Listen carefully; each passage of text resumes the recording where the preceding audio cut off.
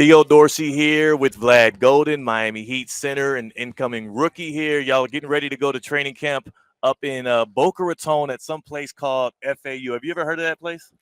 Yeah, I feel like it's a pretty good place. Yeah. I've heard good things about it. What is it like, man, just to your basketball playing journey, right? You started, in college in Texas and then coming to South Florida in Boca Raton with Dusty May, heading out to, Ann Arbor, Michigan, to continue playing for Coach May, and now you're back here. Does it start to kind of feel a little full circle? It's been just crazy, like to think like how everything is connected. Like you've been in different places, and then you come to the same place where you've been before. So it's beautiful feeling that like you've been here before, but you didn't know where you're gonna be. So it's kind of like yes, it brings you like good memories. We here at ESPN West Palm have a lot of good memories of some Vlad Goldin basketball from the, especially from those FAU days. But going back to that place and going back in that gym, when's the last time you've been in there, and what is it going to feel like, you think, to enter there now as an NBA player for training camp? I actually been there like last week because there was a volleyball game, so I was there kind of recently. But when you enter there to practice, work out, and like as an NBA player, yeah, it was. I'm not sure what I'm gonna feel, but it does feel amazing right now. Just because like I remember 2 years ago when Miami had like a training camp in there, and we were able to watch how they practice and pick some like things how they get prepared for the practice. And now when I'm one of the guys, it's an amazing feeling. It's really incredible if you think about it. I remember that day. I remember one of those days when the media was allowed in. I remember you hanging out a lot with Bam Adebayo and picking up some stuff from him and some of the guys. What do you remember from that? Who kind of poured into you during that time? To be honest, I just try to like watch it, listen like as much as I can, just because like it's people who I haven't seen like that close before in my life. So it was like, to be honest, I just had like wide open eyes and see everything. I want to get. I'm going to talk obviously a little FAU, but I want to talk about now just your pro journey now as you start to get things underway with this. When did you actually start to feel like the NBA dream could be real? And then what was that day like when you did get the call and you were able to kind of sign on with the Miami Heat and solidify it? To be honest, might sounds cocky, but like I knew it's gonna happen. I knew like I've put enough work to like be on this stage, and I was just like trusting the process, not like worrying too much. But as soon as like it happened, I was like, I'm on the next one. Like I'm not trying to like get too excited about things that just happened. So it's like I'm just want to like continue working. This is the team, right? This is the team to go to if you want to come in on the kind of contract that you're on and then get a real opportunity to prove to Spolstra, prove to the front office and everybody that you can be a guy that is a mainstay in this organization. What has the messaging from them been like as they tell you about how everybody's going to get an opportunity to prove themselves? Like, how much does that kind of empower the way that you work out and the way that you're going to look to try and stand out at training camp here? Yeah, I've had like couple conversations with almost everybody, and to be honest, it was like this program is known to like give everybody a chance and see everybody, and that's amazing. Like that's all I want. I want to have chance. I want to like show that I can like impact on a different in different places and different roles, and I'm just excited to do that. Your game has evolved a lot since I last was able to see you in person. I remember, again, even on the Final Four run, you didn't have that 3-point shot.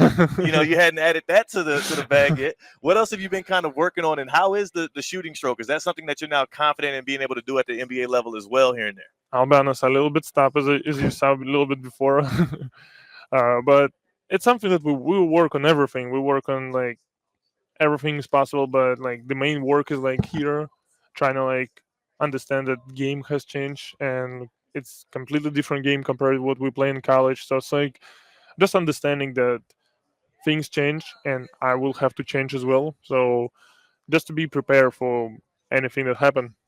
Dusty May, that you say those two names anywhere out here in South Florida, and it rings bells. And clearly, you have a great relationship with him. You play for him out in Michigan as well.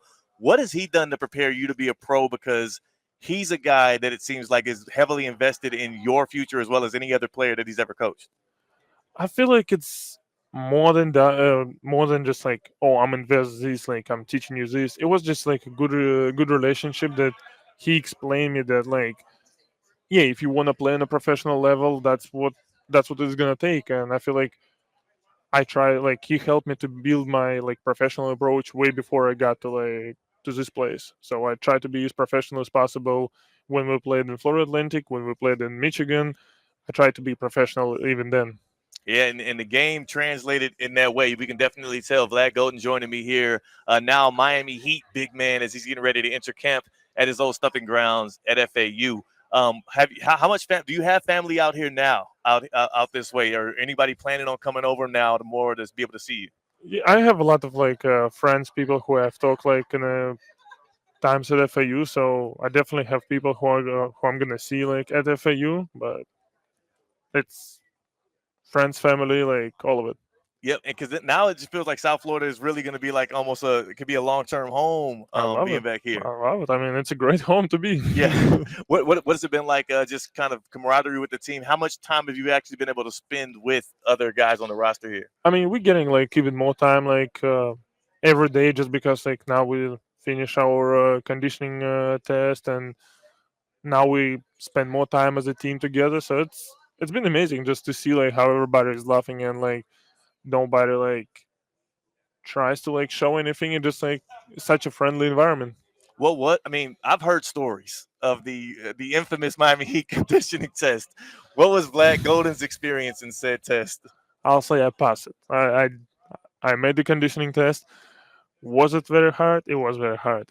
Do I want to do it again next year? Look, it's a requirement here. It's a You requirement. have to do it. How has your body changed or transformed since you left Ann Arbor and now you're back here in South Florida? I think we did like great job with like conditioning coaches, and like we've put a lot of work since like rookie camp starts, and we try to like prepare slowly, don't rush to the things like and get like too excited and burn out.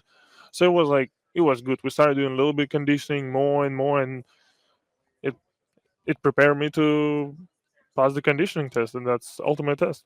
That is the ultimate test, and I know the ultimate goal here in Miami is to be able to add another Larry O'Brien trophy someday here in the near future. You got close to getting a title when you were out at Michigan. I know that was sour the way things ended, but also how happy were you for your former teammate Elijah Martin to be able to do so with the Gators? Oh, I have goosebumps as soon as you said it. It was just amazing. Like to be honest, like I remember like times when we were at Final Four, and I know how it feels, how it looks like from that stage, and seeing your brother like winning national championship. I'm so happy for him. So he deserved it. He worked like as hard as anybody like I've seen in my life. So it's like it's something that pays off, and it shows that like the work actually like pays off. So it's unbelievable. What is that brotherhood still like? I mean, that team gave so many people so many lasting memories, including myself, as I was able to cover y'all from Columbus through New York through Houston, which is my hometown. So that was full circle. But what has that camaraderie been like with that brotherhood, and how has it still lived on past y'all's playing days with each other? It's amazing. I feel like it's like it shows how great of a team it was, just because like every time we see each other, it's like such a great memories. We talked, and we act like we acted 2 3 years ago. So it's like shows that like nobody changed, and nobody like changed just because he left that place. Now Elijah, he's in the league as well. He's infamous for trying to put people on posters. Have y'all talked about a potential meeting at the rim at some point in y'all's professional careers, and who's gonna get the best of that one? Elijah, you're not getting that one. Not happening. No. No, sirree. All love, but Yeah, no. yeah. We'll wrap it at that. Vlad Goldin here joining us at Miami Heat Media Day. Good luck next week in training camp, and then also for your rookie debut, man. Thank you.